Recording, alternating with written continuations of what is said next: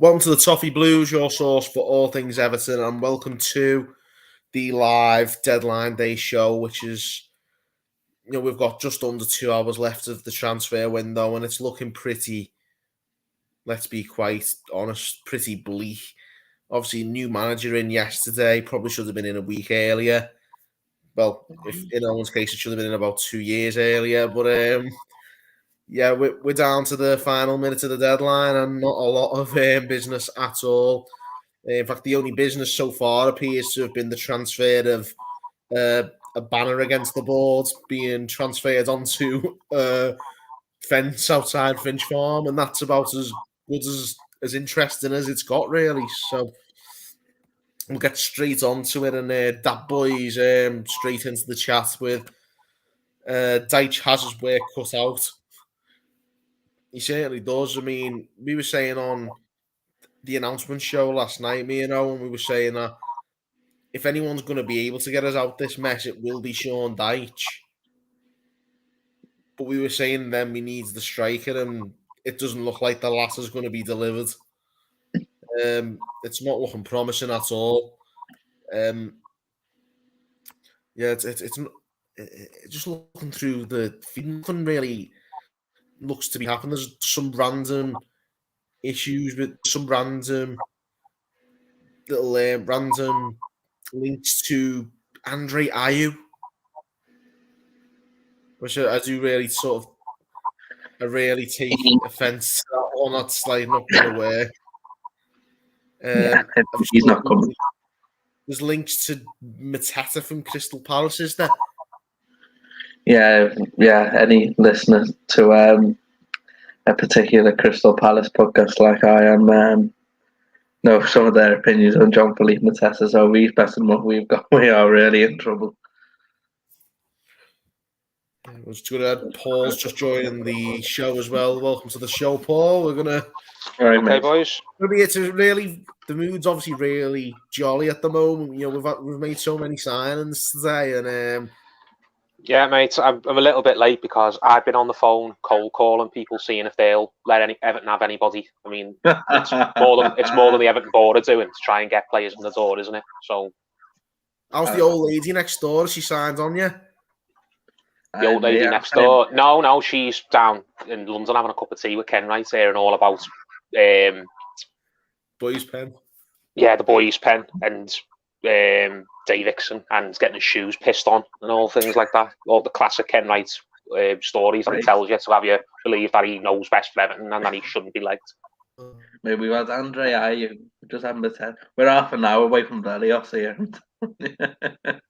Whatever happened to him? He went to. Did he go back to Greece? Niasco. Andre Ayew. God. There's nothing in that, apparently, according to Sky. I mean, he got linked, didn't he, by L'Equipe, a big French magazine who are normally, I wouldn't say reliable, but they don't normally just invent things out of thin air, if I'm remembering properly. That they're sort of credible. But Sky's saying that Everton deny those stories. We'll probably throw a bit of shit at the wall about 5 o'clock, to be honest. It wouldn't shock me if we are ringing round, as I suggested, frantically, just agents all around Europe saying, have you got anyone available who might want to come? And Ayew was suggested to us by some agent, whoever he is, and the club's thought about it. And then, obviously, it's leaked out to the French media, and then the French media put it out on the airwaves. Everton fans have got hold of it, and then the club shit themselves and thought, oh no, we can't sign him actually because look at the uproar. Wouldn't be surprised. Yeah, he's not the answer. I'd rather just. Isn't he playing in Saudi Arabia? Apparently, he's had his contract cancelled there, so that's telling you all you need to know. Even the Saudis don't want him.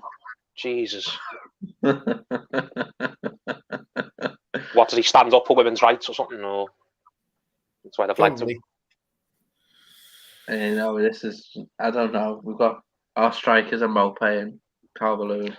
Nobody's coming. There's no point speculating, lads. I don't want to just make it a total absolute downer, but we're not signing anybody. Nobody's coming. We're basically, the club has waved the white flag. They throw the towel in. We're going. The club has accepted its lot that we're going down. Now, whether that's because we've been so incompetent, they've left everything until the last second again, and now they can't get anybody, or whether it was because Mishiri decided earlier on the window that he just wasn't interested in putting any money in. He just wanted to sell a player, get some of his investment back, and he's looking to sell the club as quickly as he can. Then I'm not sure, because I'm starting to believe that more and more. That Mishiri might have just thrown his hands up and went, "That's it, I'm out of here. I'm going full Doug Ellis at Sunderland. The club can go down for all I care. I'm not putting another penny in." But yeah, it's a bit of a difficult scenario, obviously, with the lack of transfers. Toffee Blues, which got an official update there. Anthony Elanga's not leaving Manchester United, so there's another one. I told you that weeks ago. The club was still chasing Elanga. We were told weeks ago that he wasn't interested. That bad. I'd have had it, no. So, it's desperate.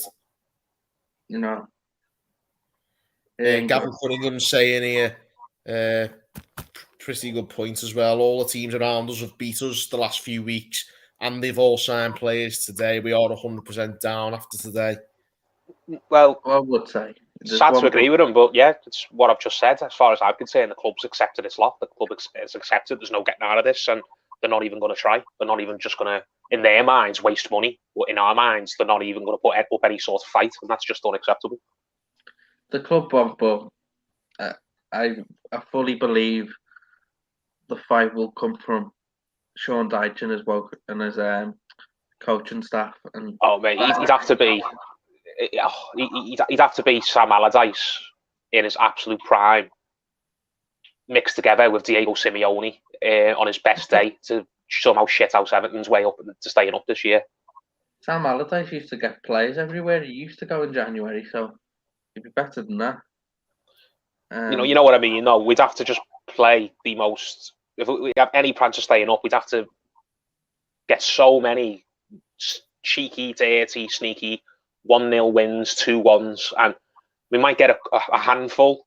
I think Dyche is capable of getting us that, but I'm talking, he's going to need 20 points minimum, isn't he? And I just don't see where we're getting 15 points from, never mind 20, with no signings, mate, the way the squad looks. I think if Dyche gets us double figures between now and the end of the season, I think he's done well, considering what he's been left to work with. It's interesting. Do you think he has been sold down the river here by the board, or do you think he took this job knowing full well that this was the scenario, that we were going to sell Gordon on him and then not reinvest it? Or do you think he was told that he was promised that it was going to happen and he's here now and he's been let down immediately? But unlike Bielsa, he's not just going to quit the minute he doesn't get something he wants.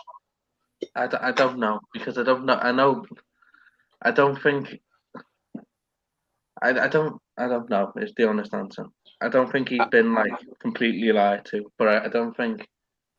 I don't know. I think he'll probably just take it on the chin and go, let's crack on, because there's nothing he can do now, really, is there? Other than it's also the nature of the man. To be honest with you, that's the nature of Sean Dyche. He's quite stoic. He's quite, he's not going to give anything away. He's not going to give away how he feels in public, is he? He's not going to come out with. He's not going to come on like Benitez would with a gob on Thursday. He'll be sending positive messages out because he's got to. There's no one else, is there? Can you imagine if we'd hired Bielsa though? Bielsa would be back on the plane to Argentina as of 5 o'clock this afternoon. It would, yeah, definitely. Imagine he said Bielsa. Lad, imagine we got him. We've got Ayew for you. Well, that's Terry said. If it had been Bielsa, Dominic Calvert-Lewin would have just shattered into 1,000 pieces within the first 10 minutes of the first session. But it just shows you the muddled up thinking of this board. Why were they going so deep into interviewing Bielsa and going so close to appointing him, when if this was the plan to just not invest any money? Because it's either one or two things. Either Mishiri has decided he's not putting any more money in. We're not doing anything apart from maybe trying to get loans. We're not buying anyone. We're not reinvesting the 40 million we've got for Gordon.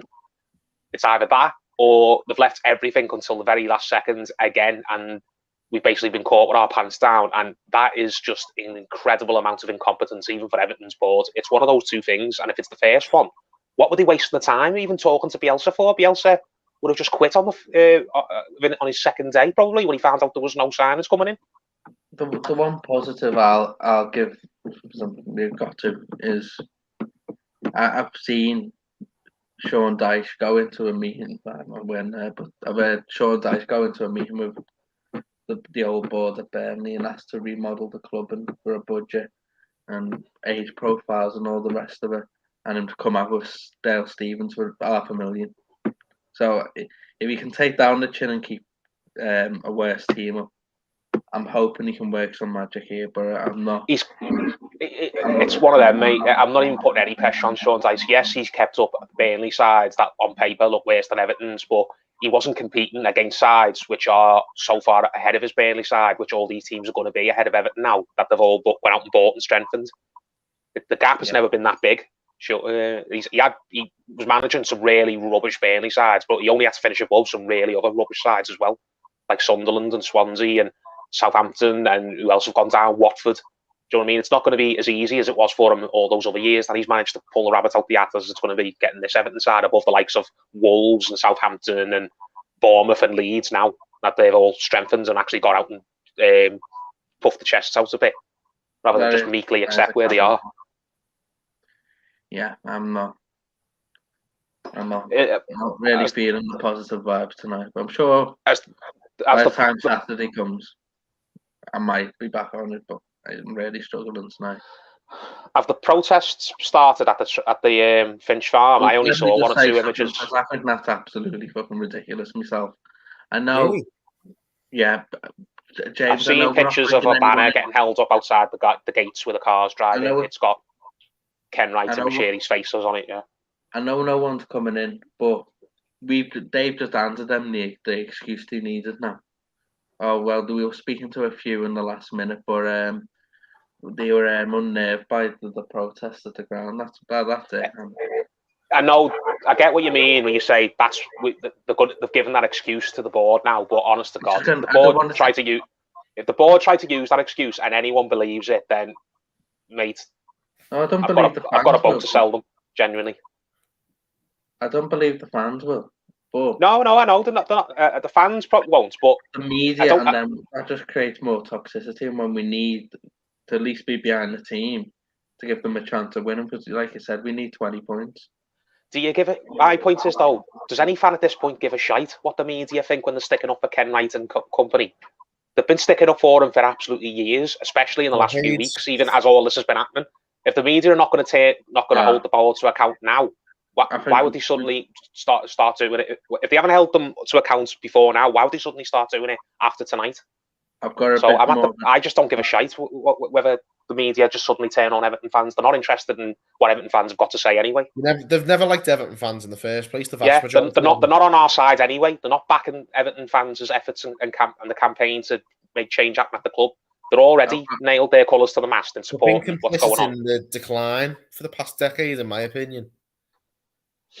I've got a bit of an update on what we were talking about before in terms of what Dyche was promised. According to the bubble on Twitter, Sean Dyche was told in interviews that Anthony Gordon would be leaving Everton Football Club, but was reassured that 2 incomings would be coming into the football club.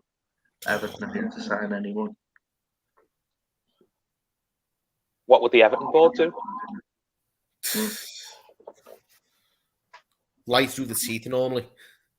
You know what? I know he's not going to, because he's got too much honour as a man and he backs himself too much, and that's admirable. But you know, if Sean Dyche turned around and said, "Stick your job, then I'm walking," I'd have all the sympathy in the world for him. I don't think he should get 1 minute stick.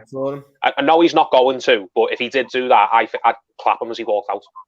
Genuinely, I think a lot of Sean Dyche, if he did turn around and just say "F off" after he's been sold down the river like this. So we know now, 99% that he was promised players. No, but it just goes back to, again, how did anyone think this was going to be different? I'm not surprised that this has happened when you've got this board and the history that they've got of just being absolutely incredibly terrible and inept. Why did you suddenly think this was going to be the one time out of 100 that they did something right? They're not capable of doing something right. I don't believe they're evil. Like, they're deliberately just trying to screw with the fans' heads, and they're trying to take the club down on purpose. They're just absolutely incompetent, and they're incapable of doing anything right in terms of running a football club. So why did anyone have any faith that they were going to suddenly turn around and smash it this time? Ken Wright hasn't done anything right at the club since getting David Moyes 20 years ago. Moshiri's arguably never done anything right ever, apart from maybe going with Dyche and not Bielsa this time. That's very late in the day, isn't it, Farhad, to start getting stuff right when you've been here 6-7 years? And Denise hasn't done anything right for the club since she was running the charity that no one really cared about. And Graham Sharp, the other fourth board member, hasn't done anything right for the club since he was in his pomp in the late 80s. So why is anyone shocked? Yeah, I think it's painful because, as a lot of people have touched on today, we've had ages to sort this out. You know, we had that whole 6-week break to plan. This is proof. What's happened tonight, or not even tonight, this month, because I said they've had all month to do something. This shows that during that 6 weeks off for the World Cup, when any other club would be getting their house in order and making decisions and doing internal reviews and deciding what the long-term strategy was going to be, this board were just sat on their asses doing nothing. Sorry, there's a lot of background noise. Is it one of you guys or is it me? I can't hear nothing. I can hear a little. I think it might be you, Owen. Have you got like a telly on or? No. No. I'll carry on. But basically, this just is proof that during that World Cup break, this board was doing nothing except sitting around twiddling the thumbs. They weren't on the phone to anyone sounding them out, players or managers, clearly, because they hung on to Lampard for weeks too long. They weren't getting any deals sorted to come in, except maybe that Danjuma one. And he's got off the minute that Spurs flashed their eyebrow, batted their eyelashes at him. So why would... That's just a failure on them. They shouldn't be looking for players with that sort of attitude in the first place, because even if he'd have come here, what was he going to do when things got tough? He'd just go hiding, if that's his mentality. It's proof I can't see him wanting to put shin pads on training, can you? No. So I wasn't even bothered about that one not coming off, because if that was his attitude, then that's not someone you want with you when you're in the trenches. I know it's like out there, and we heard about it the other day, but I'm kind of surprised we haven't heard more of this Arnautovic thing. Where is he, Arnautovic? I know United got linked with him a few in the summer. But where is it? Bologna? Bologna. And what's he doing out there? Is he scoring? Is he on the bench? Has he been frozen out? Or I don't know, mate, but probably all I know is he scored goals in the Premier League. Like the lad who's gone to Southampton, the winger, the big lad who plays in Belgium. Onuachu. I'd have had him. Oh, I would have had him. He's 28, but he scored 20 goals already this season. He does it every year. I know we're talking about league, but you've got to have to stretch it and take a gamble at some point, haven't we? I was surprised we haven't gone back for that Blackburn guy, the one who plays for Chile. Diaz. Yes. He signed a deal to join Villarreal in the summer, but we were getting linked with him in the last summer, and I'm surprised we didn't go for him then. And if we've gone back to him this January and offered him a deal and he's turned us down for Villarreal, then I don't blame him one bit. But that would again show how incompetent we are. When we could have got him in the summer, we didn't, and we've waited a few months too long, and we've gone back for him in the January when he's got better options on the table. Or if we haven't gone for him at all, then I don't understand that, because he was a proven goal scorer at championship level. He wouldn't have cost us very much at all because he was in his final year. I'm surprised the club didn't go and get him. So was he just not on anyone's radar, or I don't think we have other options or other targets we were focusing on? Is he joining them in the summer, or is he gone now? He's joining in the summer. I think he's. But we need someone for now, don't we? No, but that's my point. Why didn't we go get him last summer? Someone that's just gone. We were linked with him heavily in the summer that's just gone, and didn't even put a bid in for him, I don't believe, even though all the usual in the knows were saying that Everton were interested. And he's going to Villarreal from next season onwards. He's staying at Blackburn to see the year out, and he's still scoring for them. I'm surprised that we didn't even try to get him in the summer. And if it was a case of we wanted other people and we couldn't get them and we went back for him this January, then I don't blame him if he's swerved us for Villarreal, because he's got a better option. Everton have made a late loan offer for Watford to Ismaila Sarr, as if the bid has been rejected. So we are literally just ringing around clubs frantically begging Yeah, them and to that's Adam grass tops. Leventhal, the Athletic, a pretty credible source when it comes to offers. That's like tier A. He's got off. Yeah. Do you think I was saying John Philippe Matessa before? Yeah, we've got Inky Squid's joined in. He's saying Mateta. Not for me, mate. I'd have, it's, If it was me, I'd have had that lad from Belgium today. On that too. Only by the way, by the way, going around. By the way, as Solomon Rondon got the best agent in football, he's been released by Everton and he's got himself a contract with River Plate. It was that bad before, mate. So I was hoping he'd still not have a club. How has he got? I know he's terrible. I'm not saying we should have kept him or anything. I was made up on it to see the back of him. We should have kept him until we got other players in now. And that's indisputable. How has he got a contract with River Plate? I know Argentinian football is probably not the highest standard. I mean, I don't watch it regularly, so I couldn't tell you what the European equivalent of it is in terms of level. But River Plate are the biggest club in South America, arguably. Every bit as big in South America as the likes of Liverpool or United are in Europe. Do you know what I mean? Liverpool and United are bigger across the world because they're huge brands in Asia, whereas all those South American clubs aren't. But the River Plate, Boca Juniors, Flamengo, and Brazil, those clubs are gigantic. There's hundreds of millions of people who support them. How's he managed to get a contract at a club like that? Whatever his agent's doing, mate, can he run my career as well? He'd have me on £1 million salary before the end of the year. The proposal for Sal was a loan fee plus an obligation to buy if Everton stayed up, plus bonuses. They've got us over a barrel. Even if they're willing to do business, why would they just take our first option? Our first offer. They might just well just do what. Didn't we just do this a week ago? Yeah, exactly. But have you ever seen Sunderland Till I Die, where they're trying to get Will Grieg, that chairman, and he's ringing up the club on deadline day trying to get him, and he's offering first he offers 1.5 million, then he offers 2.5 million, then he offers 3.5 million, then he offers 4.5 million, then he offers 5 million, and they accept the 5 million offer at 10 to 11, and they get the deal done. That's probably what's happening right now. So even if Watford are willing to part with Sarr, why would you just take the first offer we make? You'd probably just sit there laughing, thinking Everton are going to ring us back in 10 minutes and up the offer, and they're going to be ringing us back every 10 minutes for the next hour and a half, probably. That's what you do if you're a club at this point and Everton are on the phone. Just rinse us for all we're worth. Yeah, so we're at the shit of the wall phase of deadline day. I'll tell you what, 10 minutes and Belioff is on the phone. For me, he's been getting. For me, I think Felwell deserves a huge amount of stick. I know a lot of people don't want to criticise him and saying it's other people who bear the brunt of this, and I do agree with that to a point. And he's only been here so long. What difference can he make in a couple of months? There's been 2 directors of football before him, and they couldn't, get this ship in order. So, but for me, Felwell, I mark directors of football out of 10 for every summer window they have. And his first summer window, the one just gone, for me was a 3 out of 10 at best. It looked like at the time, maybe a 6 out of 10, 6.5.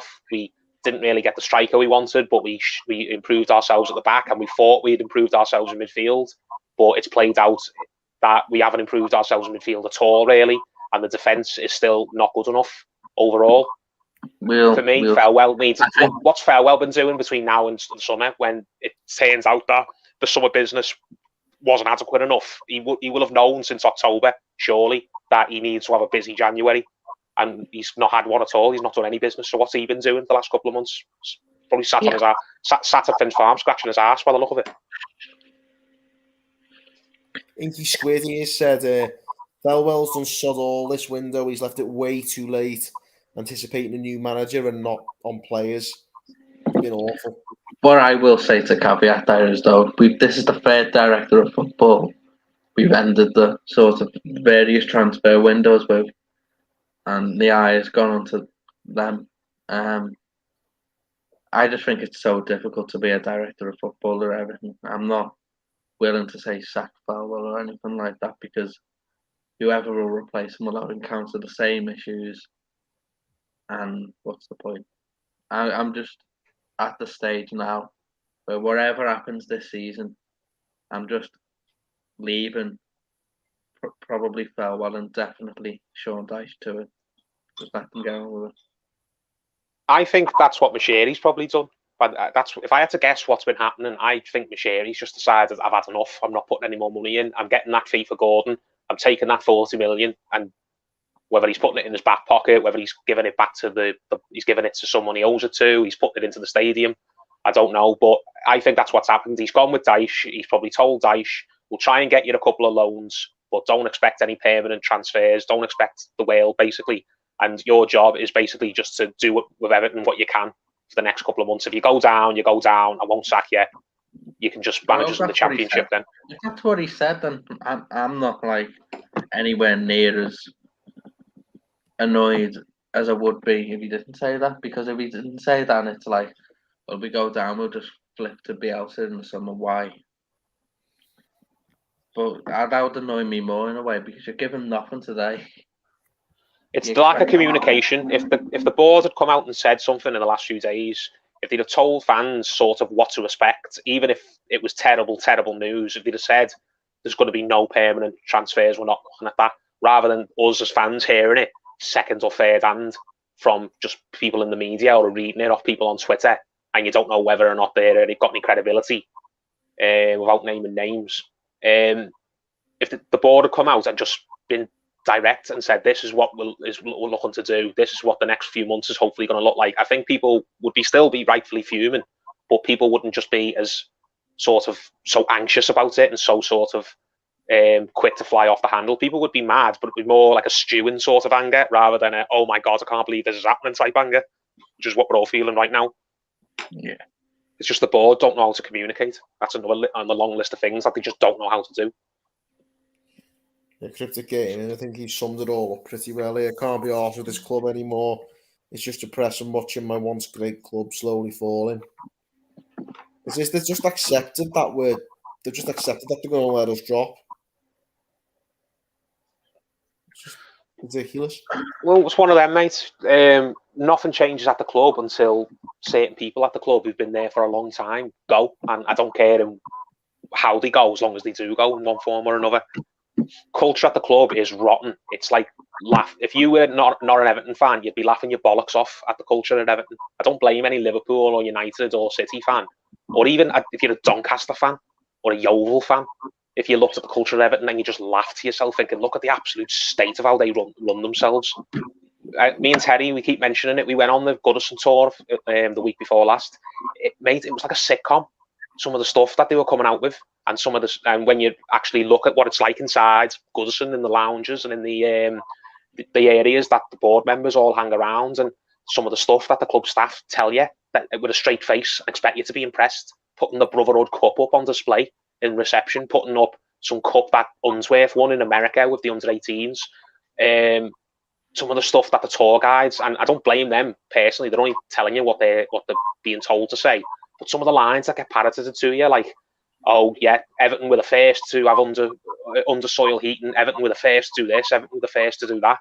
And I felt like just stopping the guy and going, yeah, I know all of this. Are you telling us this because Everton are not doing anything right now, currently? Does the fact that Everton were the first team to have under soil heating matter in 2023? No, you're just telling me that because there's nothing in the last 20 years worth telling me about. And laughing about, oh, yeah, Duncan Ferguson did this once in a pub in town. When Liverpool fans walked up to him, he took a £50 note out and he started burning it. Like when they giving him stick, saying we can do anything you do. And Dunk said, "Well, can you do this then?" Blah blah blah blah. And I was just like, "This is not impressing me, mate." Like, what, mate? That sounds like Boris Johnson or something. No, maybe I'll tell the story properly. I don't want to make it Duncan sound worse than I mean to. Basically, we were talking to the tour guide, and as I said, he was a nice enough fella, but he was telling us all the lines that you're just rolling your eyes. I'm thinking, mate, this is not impressing me. Like, are you saying this, acting as if like this is proof that Everton are good, or being an Evertonian's enjoyable? But he said, "Oh yeah. One time, Duncan Ferguson was out in town, and some Liverpool fans came up to him and started giving him sticks, saying, you're crap, we can do anything you do, you're just a yard dog, blah, blah, blah, typical Everton player. And he said, do you know what Duncan did to get them back? And you're like, what? Like, and he took a £50 note out and lit it on fire, went, can you do that, pal? Blah, blah, blah, blah, blah. Knows if to like say, well, if I'm so crap, how come I've got all this money, blah, blah, blah, blah. It was basically just Ferguson having a bit of a crack with Liverpool fans. But the reason I bring this up is this guy who works for Everton, who's doing the tour, was telling me this as if I'd be impressed, as if I'd be like proud to be an Everton fan. I'm like, so you expect me to be impressed by the fact that some Everton player just basically mugged off a couple of Liverpool fans? No, why don't you tell me about the time Duncan fucking scored against Liverpool, or the time he did this on the pitch, or the time he lifted this trophy? Why are you resorting to have to tell me about how he mugged them off in a pub once? It's just the culture. That's what I'm going back. It's just the culture. Culture's rubbish. They don't there's nothing to set. They don't celebrate anything the club's legitimately done. And after all this, we've got to get up for Saturday. This sort of it's everything is romanticised. Is the point I'm trying to make? They try and make the most stupid, cringeworthy stuff sound like it's great and it's something you should be proud of. The fact that they said, we have the opposition team shirt, hang it up in reception to make them feel welcome. As if like you should. Oh, that warms me heart. That what a great club we are. We make the opposition team feel welcome. Oh, wonderful. And now I'm not saying, oh my God, we should be like spitting on them as they walk in the door. I'm not one of them. It goes back to what I said before. It's like, what is going through this person's head as he's explaining this to me? Why do the club think that hanging up at the opposition's team is going to make you feel good as a supporter of the home team? Oh yeah, I love how we do that. What a wonderful team we are. It's like, mate, you're just making it sound like we're the worst gang of idiots who get taken for a ride ever. Like we've got no winning mentality. Which is fairly accurate when you think about it. Yeah, you're making us sound like we're the biggest group of pansies going. Flash the original. Just going through a few of the comments here. Flash the original. If I was Dyche, sold Anthony Gordon, cash ready to go, and put it bank in the service, and it's been put in the bank to service the Bramley Murdoch payment, I would walk. I've spent all day as well getting emails off Everton telling me that there's a sale on in the Everton shop. And just if I get one more of those emails, I often walk past that shop and it's the darkest, dingiest, most like unwelcome place. We're so beaten down. We are just looking for reasons to crap on the club here. Like we're slagging them off for telling us a story about Duncan. We're slagging them off for that's funny. We're raising the how standards dimly lit the shop is. Everything. No, it is bad though. Come on. Absolutely. One second. Martin Cummins here said, in the 45 years, seen worse times on the pitch, but behind the scenes, I've never in my lifetime seen the management so bad. To not even get one forward, never mind 2 or 3 that we needed, is despicable. Nailed it. It's just...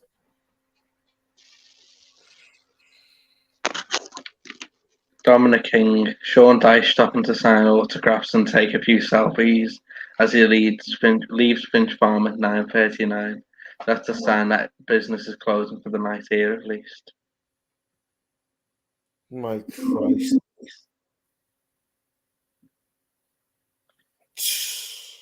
Yeah. What can you say at this stage? Literally, what can you say? Martin Cummins, the only positive that might come out of this is Mashiri might sell. We should be so lucky. I think he's given up now.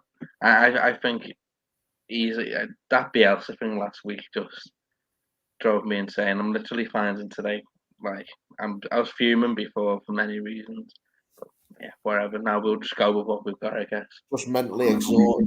I'm at the mentally exhausted stage it of it. Removes the pressure in a kind of a way. If you look at it like that, there's not like 3 like big signings who've come in and who sort of like going to like, I don't know, put expectation on this team.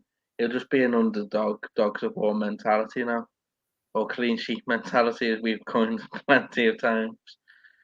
It'll be that kind of spirit that we'll go with now. It's not going to be if we brought in like, I don't know, whoever, then you kind of worry pressure gets it. There'll be, I think Everton go into every game now as like rank outsiders, and so let's just take it on.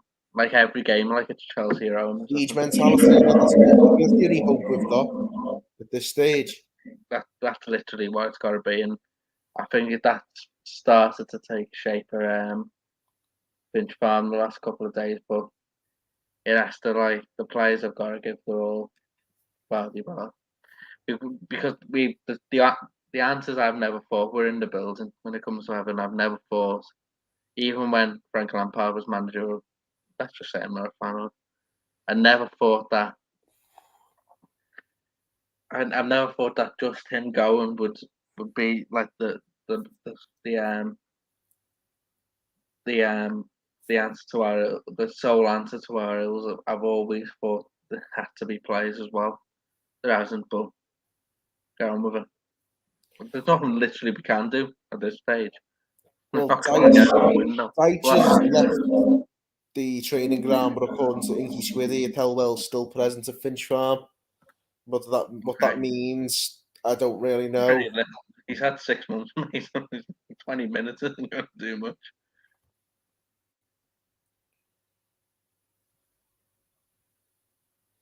Yeah, it's just grim.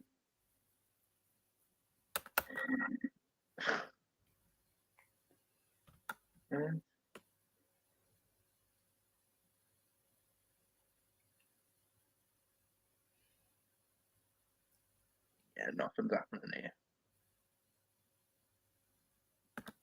Oh, here's one for the old times. I've come back. Everton made an offer to sign Olivier Giroud, but the striker rejected it. Still not getting the message, are they?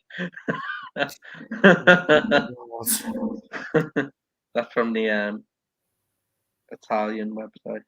They're not getting the message over Big Olivier, are they? No, I mean they've only been trying that for the past. That was the first time they tried that was about 6 years ago now. So yeah, a lot of people are talking about here. Is it this basically a case of preparing for relegation and just asset stripping the club? maybe.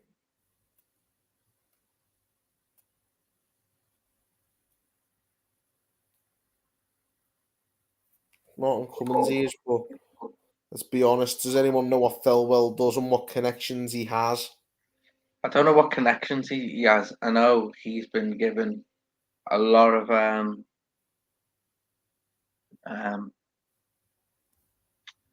sort of power and sort of like leeway with the footballing side of footballing appointments, not manager, but the team behind the team. Players, he last summer he pretty much him and a lot of Frank Lampard bladder, and I suppose he's let the sign into this window as well, but no one's come. We've made a 40 million profit this window. Oh well, at least the spreadsheets will look nice when we get relegated. Probably just balance itself out, won't it? I'm sure Pickford and all the rest of them will go in the summer when we go down anyway. Oh, we are Inky Squares. I'm sure a source close to Udinese said that Beto has agreed terms with Everton, but Udinese are unwilling to sell unless it's over 35 million. I'm going to be honest, mate. I've never seen the lad play football, so I'm going to be honest. I wouldn't be spending 35 million on anyone. 10 minutes, it'll be value. Oh my God. That boy, I think he's in response to what I said about the potential asset stripping and preparing for relegation. I think he's saying I seriously doubt they plan for relegation. I'd have to agree with that boy there because No, that would involve like a strategy, wouldn't it? Exactly. I seriously doubt that Everton board plan for anything, to be honest with you. Martin Cummins will be the first Premier League club to have every player in a transfer window to have every player in a transfer window not sign one single player.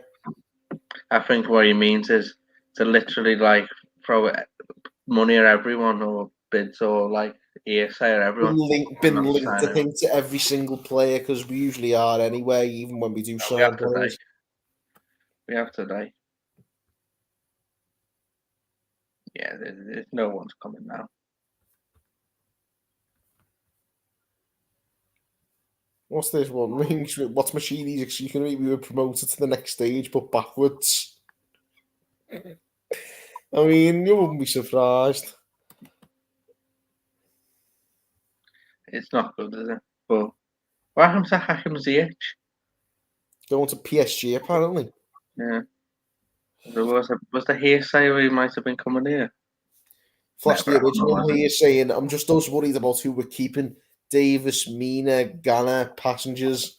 Mina's not staying. Oh, do you mean if we go down or now? Know who we're keeping. Basically, because these players are going to still be here after the deadline, I think, is what My Flash is getting at. kind of hope is the manager, I believe, will get a lot more out of what's here than the previous one. And I don't know if that'll be enough, but I'm hoping there'll be a start. After that, I can't promise anything.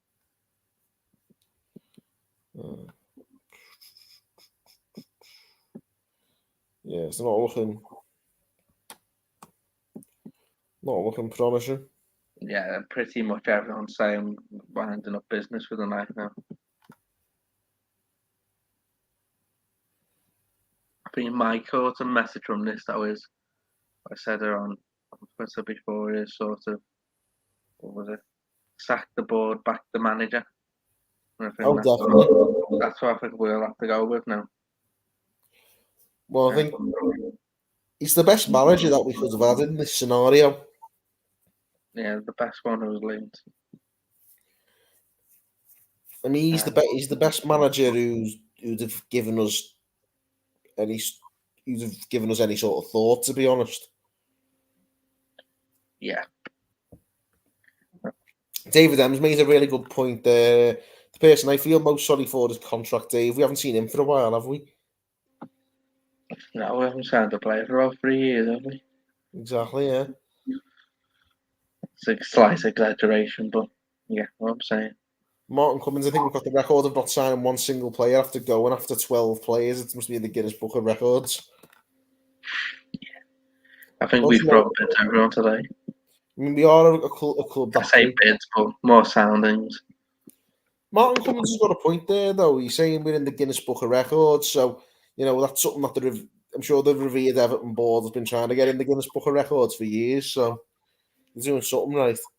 I don't know how they haven't been in there already, to be honest. The most money spent to go further back. I think that must be, we must be, I mean, I've never seen a business model like it. Flash the original saying, good stream, lads, on our way to work on the night shift, laters. Have a good night shift, mate. You'll have already done more work in a couple of minutes than Kevin Tellwell's done in the whole transfer window. So, yeah, have a good Did you see that, by the way, the other day, James? What? Did you see that the other day? I think I might have said it here last night or something, but Sean Dyche hasn't been announced Everton manager, and he's been to Finch Farm more times than Ronald Koeman. Oh, yeah. That made me laugh. That tickled me. Oh, Ronald Koeman. What I wouldn't give for the Koeman. Everyone in, wouldn't he? Everyone would have been in by now. Hello, fellas. I just had one of those clubs call me back who I tried to ring earlier on. They said, get lost. They said we could have had the player I was inquiring about if we'd have rang them yesterday, not at 10 to 9 on deadline day. Offer them 5 times the amount, Paul. They'll accept that. Well, even if I did do that, the player won't want to come now because I've seen that the police have had to patrol around Goodison. We've literally got police constables stood round the entrance, like the doorways to Goodison Park. You can go on Twitter and see it now. This club are. Oh, really? This club are a meme, aren't they? Is that for real or is that just a laugh? No, it's real. Yeah, there's genuinely. If you go on, there's genuinely like police constables standing out by the Everton box office. Like there's like a police van round by Everton. I don't know if it's because there's been antisocial behaviour. There's a couple of idiots who've gone down there, like causing proper trouble, and they've had to call the police. Goodison. Right. Okay. No, at Finch Farm, Sean Dyche has just gone home. There's the photo Dominic King's just posted of Sean Dyche driving out in his Land Rover. So that's Goodison getting locked. That's Finch Farm getting locked up for the night. So no, but there's actually actual police constables, like quite a few around Goodison right now. I don't know whether they've just been called there to deal with something, or whether they're just there because there's people inside Goodison who are scared that someone's going to come in the door and shoot them all with a gun or something. It just shows how ridiculous this club are. Martin Cummins just said here, police are outside Finch Farm as well. It wouldn't surprise me because there's quite a few people at Finch Farm, isn't there? Like hanging banners up and all that. What's your take on the banners, Paul? I'm all for them. I said I get the point Owen raised earlier on when he said do it at 11:05 or whatever when the transfer window's closed. But we know nothing's happening. We know no one's coming. We know the board have failed miserably again. I don't care whether they hang the banners up before 11 and then the club try and use that to spin the narrative that, oh, it was all the fans' fault. We didn't get any business done. We had players who we were negotiating with, but they saw the fans outside protesting and decided they didn't want to come to the club because of the atmosphere. If the club try and say that, then anyone who believes it's just, they'd fall for those Nigerian scams that you get. People like, you've won a boat. You just got to enter your bank details and we'll send it to you.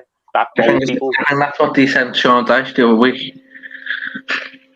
You got one of them through the mail. Anyone who believes that narrative, if the club do go ahead and do that, try and blame the fans for and the protests for no business getting done. If you believe that, then you're living on another planet. And I don't care if Sky or TalkSport or national media writers go with that as well, because they're already slagging off Everton fans. They're already not interested in us. They already don't want us to succeed in what we're trying to accomplish, which is to force change at board level. So I don't care if they come out and do it. They've already put their allegiance to Ken Wright and co. The fact of the matter is, Paulo, the banner was only hung outside Finch Farm at 7:00 or something.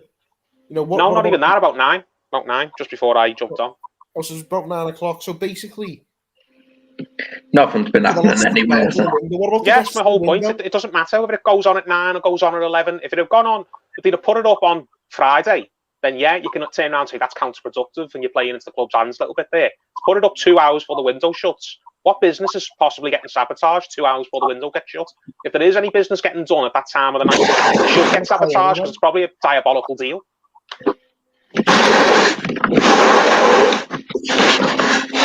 Yeah, no one's coming in, are they? No. As I said, Finch Farm's locking up now. Sean Dyche has just gone home. So if Sean Dyche is not there, who's going to stay at Finch Farm other than just the security men and the cleaners? Hellwell, apparently. Doing what? Sat in the jacuzzis. You might as well have done that all month.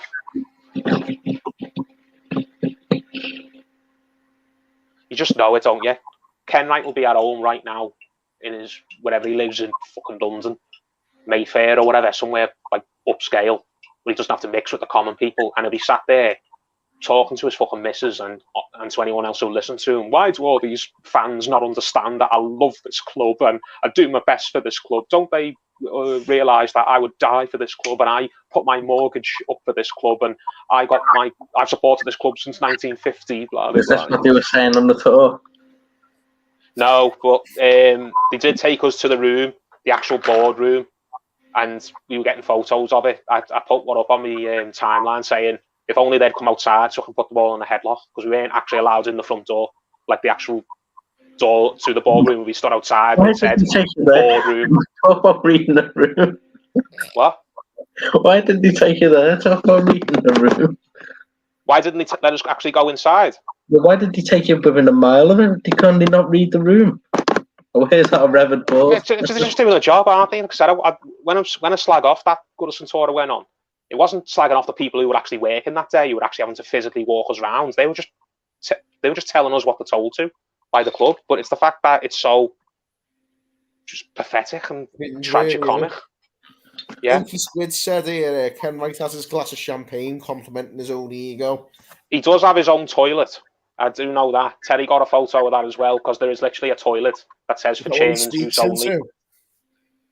In like the upper lounges of Goodison, by the boardroom, there is literally a chairman's toilet. Terry will back me up. So Ken Wright is that much of an egotist, he won't even use a toilet that other people in the club use. Because he has to fucking pee sitting down. A bit harsh, maybe, but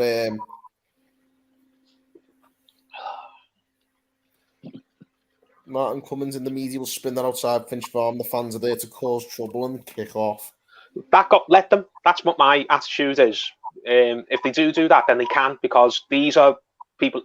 If anyone in the media does that, then they're just looking to slag the fans off, and I don't care what their opinions are. They've been slagging the fans off plenty already, and just turn your nose up at them. But they're not interested in listening to what Everton fans have got to say. They're not interested in helping Everton fans spread the message. They're not interested in helping Everton fans turn Everton into the best club it can be. They like Everton being crap. They like Everton being irrelevant and Everton being laughed at. They're not interested in removing the people who cause all of that to make Everton better. They want the people who are doing this to Everton, this inept board, to stay, because while Everton's got this inept board, Everton don't threaten their favourite clubs like United and Liverpool and Arsenal. So they can write whatever they want about the fans. They're just plain wrong. Everton refused to pay 25 million for Iliman Ndiaye from Sheffield United. Who? Strike. Oh my god, that was like a proper Ancelotti moment with Garbett, that wasn't it? He's a centre forward, I think.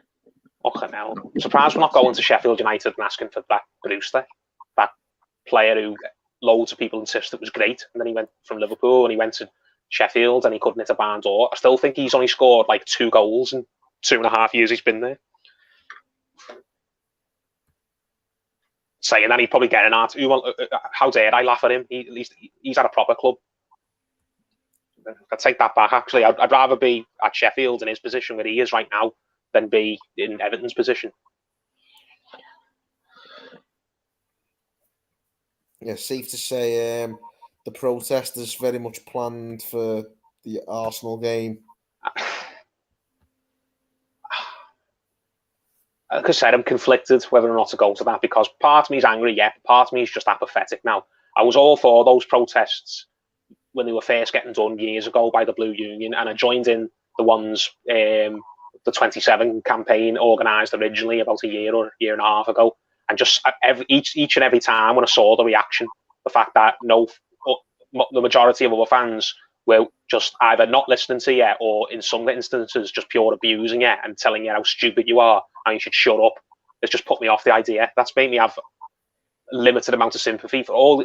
I've tweeted it earlier on and got some stick for it when I said, what's going on at the club, the state we're in, a lot of it is down to a certain section of the fans for allowing this to get to the stage where it has. They've enabled the board to be this way. They've enabled the club to just sink this low because they haven't demanded any better. And anytime anyone has demanded better, they've just shouted them down and abused them and beat the fight out of them. So I don't know if I'm even going to go to that protest. Not because I don't agree with it. It's just whether I've got the motivation anymore, because I've done it before and I saw what it got us absolutely nowhere, and it just feels like it's too late in the day now. I mean, I harbour the same resentments that you do for that reason, Paul. I went to the one in 2011 and was upset that we were shouted down then. I was only 16 then. And, I was, a bit older than that. You do start to feel a bit powerless, but I do feel like there is a lot more traction from the wider fan base this time around. I think that it probably is the time to swallow any sort of resentments that we might have. I get what you're saying. There's more people who sound like they're going to support it, but just because I learned this the hard way. There's a big difference between people who say they support it on Twitter and on WhatsApp or whatever, and saying they're going to turn up, and then when the moment actually comes, don't turn up at all. Now I've just said, aren't I? I've become one of those fans now. I'm at the point where I'm saying I'm supporting it, but I don't know whether I'm going to bother or not. That's because I did support it once, and I did go there once, and I saw it have no effect, and got a load of stick for it. So it's not because I don't believe in it, or because I can't be bothered necessarily. It's because I just don't believe it's going to make any difference. Whereas there's a lot of people who say they're going to do it, but then you'd rather go and have a pint somewhere else.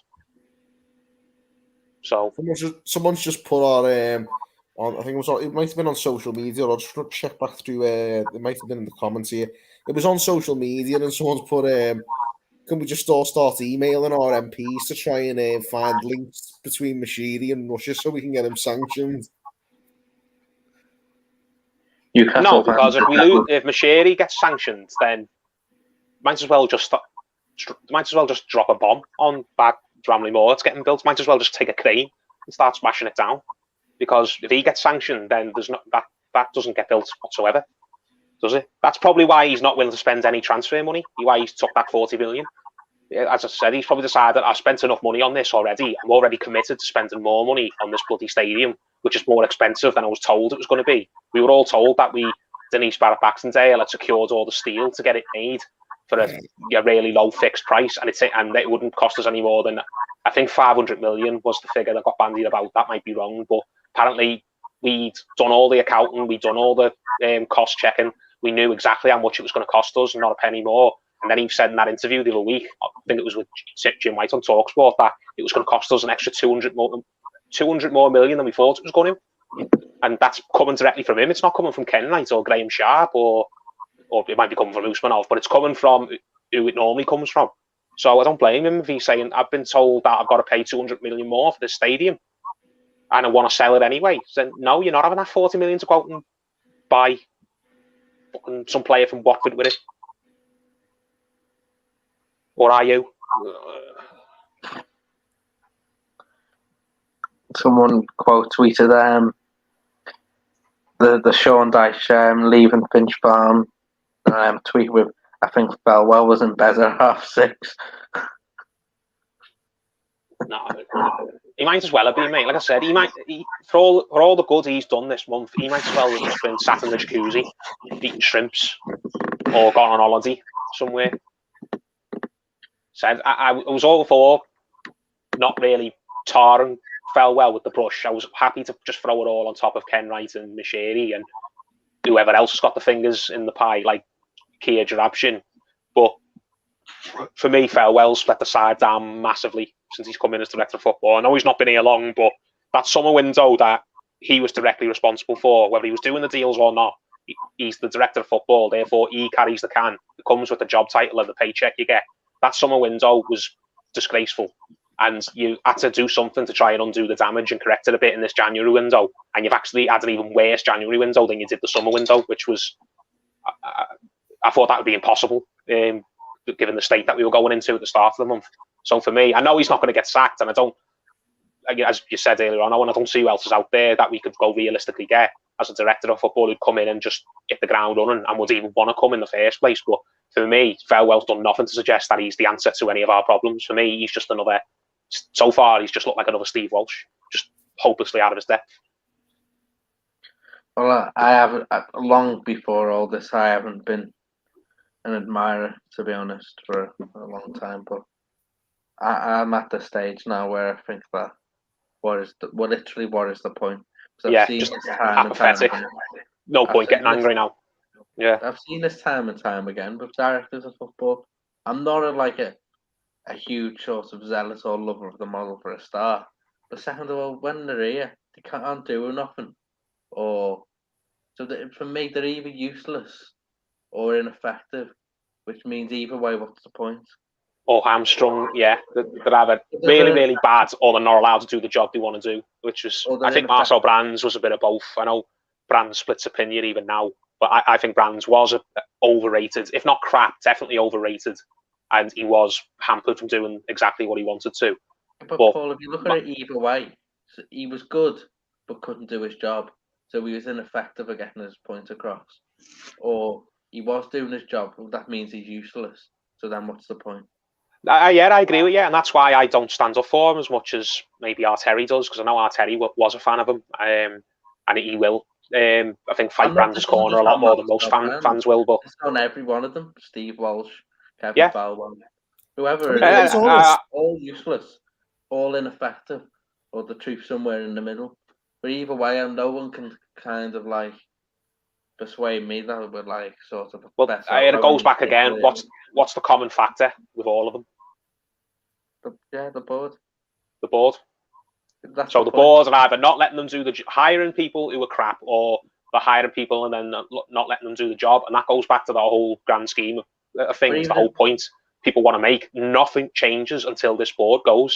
And anyone who's only getting on the bandwagon now about getting the board out, you're too late.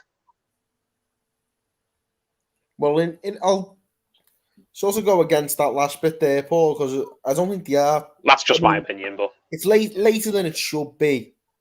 But it's never too late to decide to get rid of this board. The sooner we can get more people on board and get that done, that needs to be done. And the sooner the better. Well, it's how much stock you put in this, but I saw a tweet before.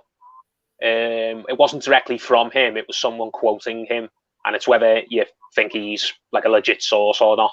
I saw the because apparently put out there that Farhad Moshiri has decided that he's got to make changes to the Everton board. Now, take that with a pinch of salt. I haven't seen the tweet that himself. Someone was tweeting it and then tagging him in the tweet. And even if he has said it, it's whether or not you believe the because he's been right about some things, he's been wrong about other things. He's got a mixed record, hasn't he? The he's another one who splits opinion amongst the fan base. But he's putting out there tonight that this fiasco that's been happening in the last couple of months has convinced Farhad Moshiri that he has to make changes to the board. So hopefully we're going to have to watch this space with that. I just want it to happen. I want it to happen, and I want Ken Knight to just be gone. Honestly, I hope when he gets told the conversation that you've gone, you're not chairman anymore, you're not having any influence at the club anymore. I don't want to see you in the lounges anymore. Who knows if that's what? I don't think he'll go that far this year if he does get rid of Ken Knight. But just when Ken Knight's told basically that he's got no power whatsoever, no influence, I hope the fella's a nervous breakdown and they have to ring someone to come and pick him up. Genuinely, like a little kid in school who's having a tantrum. That's what I can picture him being like. Right, Inky Squid, little update here. Felwell's just left Finch Farm. Lights out and good night, Premier League. See you in 20 years. Yeah. Like I said, I wish I had Owen's enthusiasm that Dyche will get us out of this, or Owen's confidence that Dyche will get us out of this. I think he'll make a good fist of it. Okay, I haven't got any confidence. I've just got a bit of hope and a bit. Yeah. Well, that's a better way. I wish I had your hope that Dyche will prove to be the difference maker, but I don't think he's going to be. I think he'll make a good fist of it, far better fist of it than a lot of managers would, especially Lampard if he'd have stayed. But I just don't see where he's getting the points from that we need. I think we need 20 minimum, and with this squad he's been left with, I just don't see where he's getting 15 points, never mind 20. If he does, then give him the freedom to the city. Honestly, build a statue of him by St George's Hall if he keeps Everton up this season. Honestly, I just don't see how he's going to manage it. You've set the challenge. Yeah, but if there's any chance that the board might get sacked, then at least we might finally be getting somewhere with these protests. Hopefully. Honestly, the day Ken Knight leaves and all his lackeys go with him, like Denise Baxendale and like Graham Sharp, the day that this club is just cleansed of him, honestly, it'll be the best day since we won the league in '87. Honestly. I can't overstate that enough. Getting rid of him will be like winning a trophy. Not just in terms of like everyone celebrating. I mean, the lift it will give the club, the culture change that will happen. The millstone will be no longer around there. I'm not suggesting getting rid of him, everything will suddenly be rosy. Maybe we'll still be terrible once he's gone. Maybe somehow we'll get even worse. But we are not going to be any better. There's no chance of it getting better until he's gone. Whilst he's here, it stays the way it is and only continues to go one way. Yeah, that's the best way to put it. There's no hope while he's here. And when he's gone, we can hope again. He's the single worst thing that's happened to Everton since we got banned from Europe. Since Howard Kendall left. No, European ban, mate, honestly, Paul, the European ban is nothing compared to the damage he's done. Yeah. For me, yeah, the day... I can't say it any more clear than I've already said it. But people get what I'm point I'm trying to make, I guess. Of course, yeah. It's just, but yeah, honestly, the European ban for me is like not. It's made out to be a bigger thing than it is for Everton. The fact is, he joined the board in the midst of that European ban, and that's when the decline started. He's not solely responsible for it, but he's the person who accelerated it, and he's the person who has to bear the most responsibility of any individual person. And as we said, it's only going to continue to get worse and worse while he's got any say at all. And it's not even like he's tried his best and things just haven't worked out. Circumstances have gone against him. There's been times when he has been deliberate. His terribleness, if that's a word, his incompetence has directly impacted us. The fact that we allowed Moyes to walk out for nothing, the fact that he's brought in Farhad Mashiri, who's a lunatic when he had options to sell the club to other people, but he wouldn't, just because they wouldn't let him stay as chairman and let him continue to influence things. He picked one of the worst people he could have sold it to, just because he'd let him stay. You see, we've tried to get Giroud. Pardon? Did you see we've tried to get Giroud? Who's that? Olivier Giroud. Olivier Giroud. I thought you meant Bruno Giroud then. I'm going to say, the fellow who played for Liverpool under Gerard Houllier. It's like, oh, you mean Olivier Giroud? Why would he leave AC Milan, where he's just won the league and they're going for the league again, and they're in the Champions League? He's already said no. Yeah, I don't blame him. If he wouldn't come here 5 years ago when we were still a top half team and we were at Koeman as manager and we were trying to kick on, why would he come here now when we're fighting relegation and he's not sitting on the bench for Arsenal? He's starting up front for AC Milan when they're winning leagues. He'd need sectioning if he even entertained the idea. Alan Nixon says we've bidded Palace's asking price for Mateta. Even if we somehow get him over the line now, what difference is he going to make? Is he suddenly the saviour? Is he Kevin Campbell?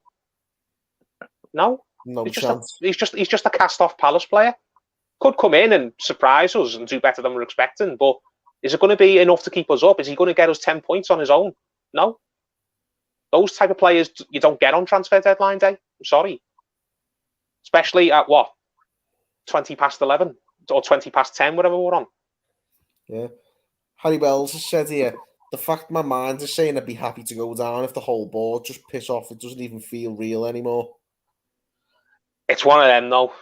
Ordinarily, yes, but the price of the impact going down would have on us is so profound and so bad that it's even the caveat of you'd get rid of the board.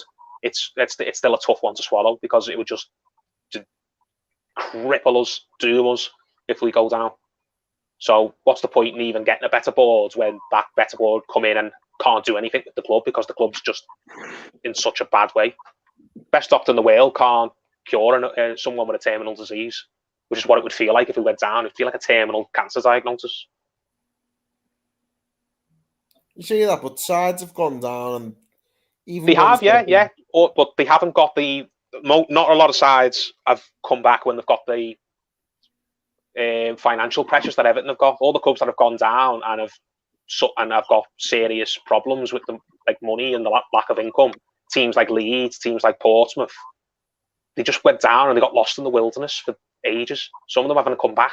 Wigan were a club that was relying solely on the TV money to keep going. The minute they lost the Premier League TV money, they just went back to being a minnows club again that no one ever pays attention to.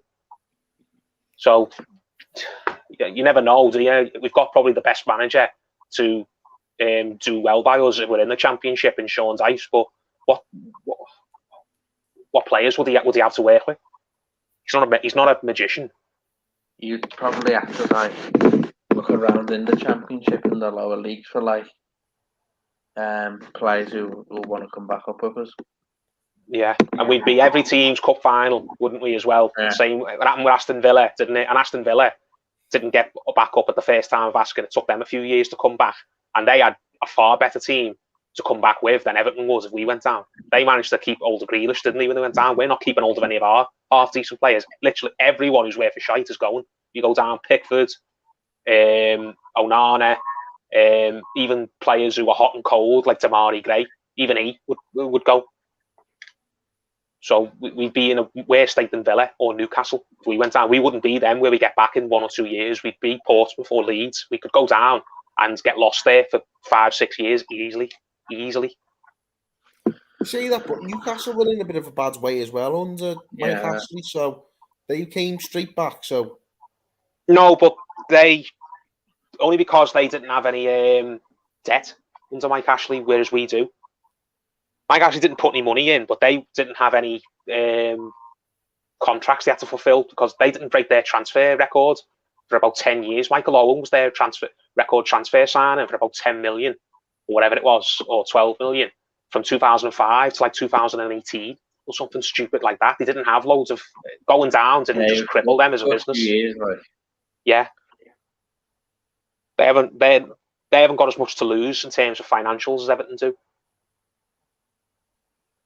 No, and they give Benitez loads of money to spend in the Championship. Plus, the team they went down with as well, in the most recent time they went down, a lot of those players stayed there because a lot of those players they went down with were Championship players anyway.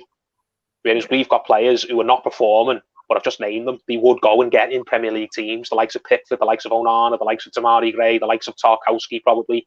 Cody would probably go back to Wolves and rather do that than be in the Championship at Everton. The likes of Patterson. I know he's young and raw, but he probably someone like Leicester or Palace or maybe even a club above that would go and take a chance on him because he's shown enough. All those players would just go. The players who you think, yeah, he'd do well for us in the Championship, they wouldn't stay with us. Yeah.